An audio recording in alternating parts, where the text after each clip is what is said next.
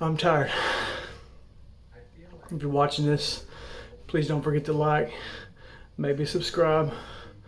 If you're feeling generous, um, here's a lift. Love y'all. Be good.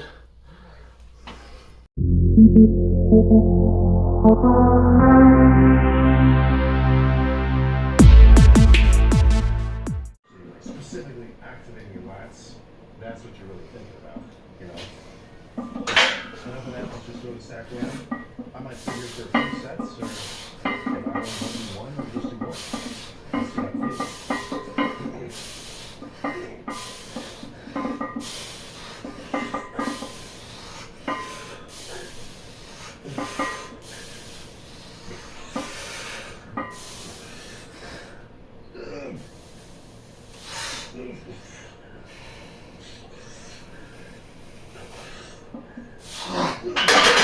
Shit.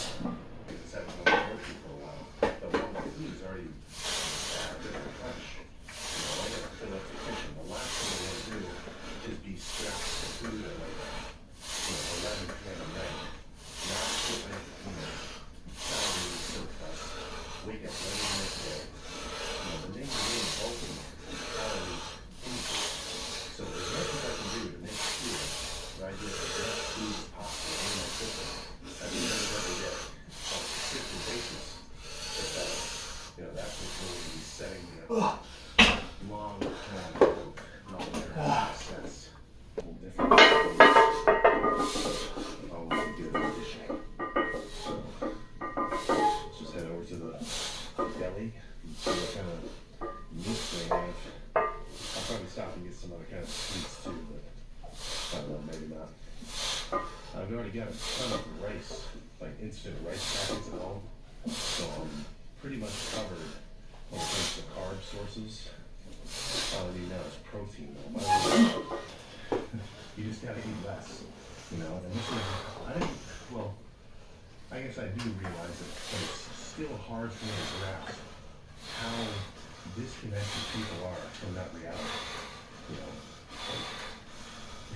If you're not losing body fat and you think you're on a diet, it doesn't mean that you're a one in a fucking trillion outlier. Like, dieting doesn't work for you. And it just means that you're eating too many calories. And that's not fun. Whatever. Honestly, that's not fulfilling enough. That's not enough. At least, that's not. I don't think it's enough. You've got to have something extra that kind of supersedes anyone else's opinion or anyone else's thoughts. You gotta have something for you, which you can work on for a long time. And I'm not saying that you have to find it immediately, but I think if you have like that aimlessness, and honestly, I think a lot of people like that beefs. I feel like a lot of people you don't have a thing. You just kind of float around and exist. And I think if you have that kind of aimlessness, that should be a call to action. At least start looking for something. If you want cool shit to happen to you, then you gotta do shit. You gotta at least go try whatever. If you like,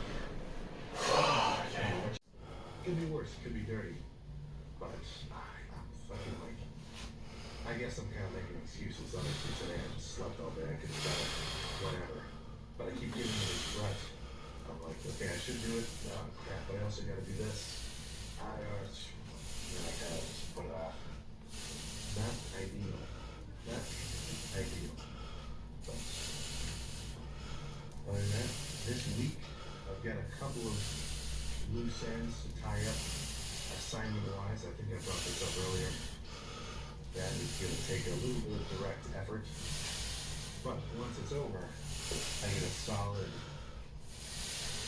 Yeah, almost 2 months, month and a half. Well, I'm taking an online class now over January, but that's only going to take maybe 45 minutes a day with that going on. So that's like nothing. I don't get that whole time. You just focus on downing my food.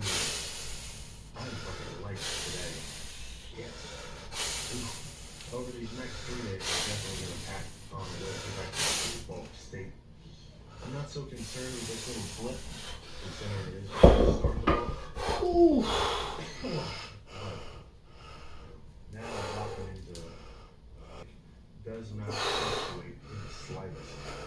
There's freaks out there, man, trying to catch up to him any way you can. I think that's all I gotta say. I think this ended up being a long one too. Yeah, we're back to regularly scheduled clips, at least until the next, trip to wherever. When I record some of these in advance. But you're losing energy, you're losing contractile ability, you're losing something. And if you're relegating whatever it is, the pulling portion of that to the end of that workout, something suffers. So that, okay, and that, if you realize it's happening, then maybe you switch them up the next time you work out where the pulling portion of the upper workout goes first, and then the pushing goes later, so you're at least not just continuing that cycle. But at the same time, if you were able to kind of split them up, you get a chance to kind of take a break, you get a sense of focus again, and you can actually get a better effort in. Because again, I think effort drives the results. So if the effort is not compromised, then you should be able to do that. But technically, is that a problem? I think that it is a problem for a lot of people. It's hard to wake the engine up a lot of times during the day. You warm that thing up once. It's like that car in the winter. You get it going once. You're lucky. Okay, now you got to drive it the rest of the day.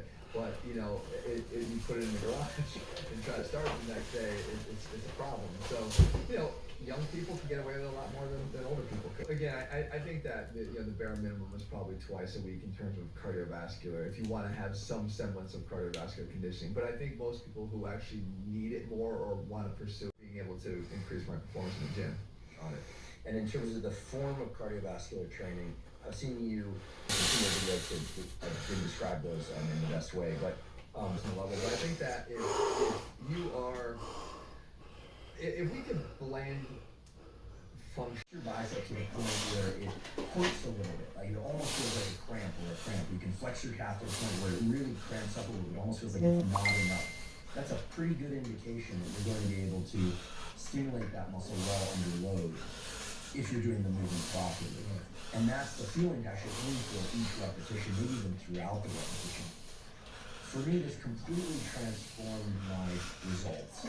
This was, I think, maybe 5-6 years ago that I first heard this from you. Body parts that for me lagged behind that I thought maybe genetically weren't going to work. Immediately just started progressive overload and putting a pump into the muscle. And it's really, this muscle connection is your incredible content around this. It made a tremendous difference for me and a number of other people that I passed that along to. But first of all, how did you arrive at that? Because we hear about the mind-muscle connection, but I really heard it first from you. How did you resting tone on that muscle is harder. It's more at attention. It's just more. It's a couple of really core points I'd like to delve into further.